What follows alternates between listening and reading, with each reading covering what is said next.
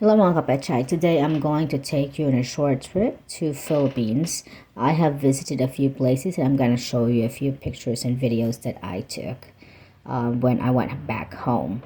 This area right here is a way my parents live in a rural area, so this is like late afternoon view. It looks really nice. The first day that I was there, I of course took my break, and then the following day we went to Lakawon Island.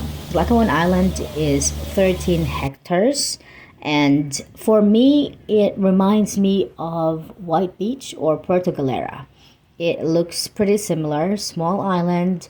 The only difference is this island does not have residents. I believe Puerto Galera has a lot of people living in it, but here is mainly a resort. Sand wise is almost similar. I think Lakawon has a lot lighter sand or whiter sand actually in comparison to Puerto Galera. But when you get to the island, at the port, you will be paying 750 pesos per person. That includes your boat ride and use of cottages. They used to collect corkage fees on drinks and all other fees, but this is the first time that they opened since the pandemic. So this day is also a holiday. So there are a lot of people on the beach, but normally my sister said it's not really that crowded unless they have an event. But since they just opened, it's pretty crowded because it's I believe this is Easter Sunday. So Filipino people go to the beach during Easter Sunday. So this is quite crowded. Uh, Going back on the fees, when you get to the island, you cannot use cash. So you will have to purchase a cash card that you can use if you wanted to buy drinks and food and everything else. So you will use a cash card. I believe the minimum amount that you can put in there is 1,000 pesos. If you are not able to use the whole 1,000 pesos, then you can go to the receptionist and actually get get your refund for whatever is left in the cash card. The good thing about the Lakawon Island right now is there are none of those associated fees whenever you go to the island. It used to like 150 here, 120 there, and everything, and whatnot. But the island has the cottages on the side or at the shore, but it doesn't have those nipa cottages anymore, I believe. I looked at the back of the island. This is just the front. At the back of the island, there are a lot more amenities, but they look like they've been destroyed by the typhoon. So they don't have those. Right now, they have their hotels over here. And I'm not sure if the spa was already open when I went there, but I think not yet. They get the very basic amenities that for people to use, but not all of it. So if you wanted to go to Lakawon or any resorts in the Philippines right now, call first and see if they have anything available for overnight. We just did a day trip because there's just so many of us. I think there were like probably 15, 12 of us, but we did not do overnight because we have somewhere else to go the following day.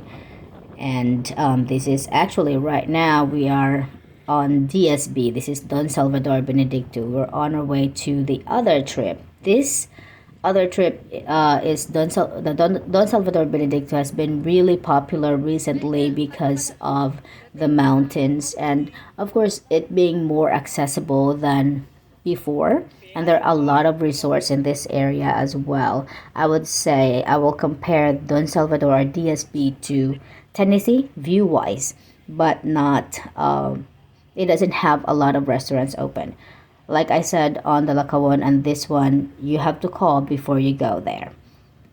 This next stop is the ruins. It is in Bacolod. There's not much in here. It's a nice place to visit if you just want to see some old Spanish era building that got burnt and was restored. It's this place is good for pictorials. So if you are about to have your wedding, I think pre-wedding photos would be really nice in this area. So I mean, it's a beautiful place, and it will really look good in the pictures.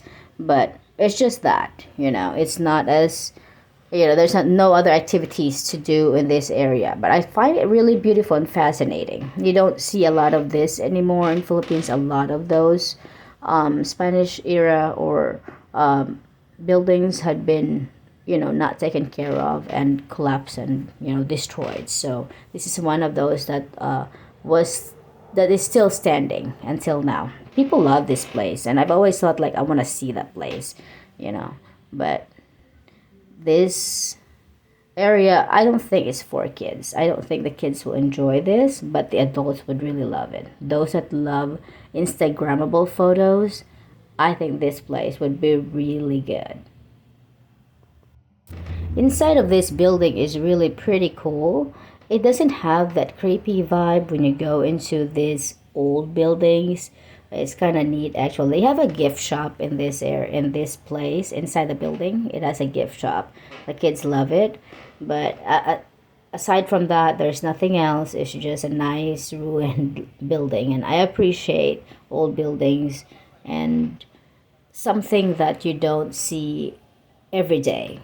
It's not something that you see all the time. I guess because a lot of people, when you look at this, it reminds you of a Colosseum that's like really old, and you know, it's just not common. But this is the inside of the building. There's nothing in it. My cousin said that there used to be other old or antique things inside, but I don't see it anymore. This is still part of the ruins. It's on the other side. It looks like a golf course to me, but I believe that, yeah, it's still part of it. Next up is the art district in Bacolod. Now, when I left Bacolod, it doesn't look like this. I used to work next to the art district, but it didn't have all these murals and all these nice things. I really went here to get my tattoo enhanced at Storm Studio Tattoo. Storm Studio is pretty cool. Their artists are really, really good. The whole place is the whole art district is really neat. So I'm not a fan of graffiti, but murals are super cool for me. I mean, look at that. These are really nice arts. If you just want to stroll around, have some pictures, I think this place is really neat. And I have actually met my classmate in grade 1. He's now an artist, and he is one of those people who build all these little bitty arts around art district. So I think that's pretty cool that they have this area to go to. There are a lot of bars in here, and at night I heard that it's pretty busy at nighttime. It's a lot of people that come over to drink, and it's a pretty chill place. I love it. One of my favorite is the Russian doll looking stuff. Well, that's one of my favorite. All right, mga kapecha, I hope you enjoyed this video, and thank you for staying until the end. This video is dedicated to the people who encouraged me to be in this platform. Big thanks to Leslie Bubble TV, Trenton Mom, and Kanoipi Vlog.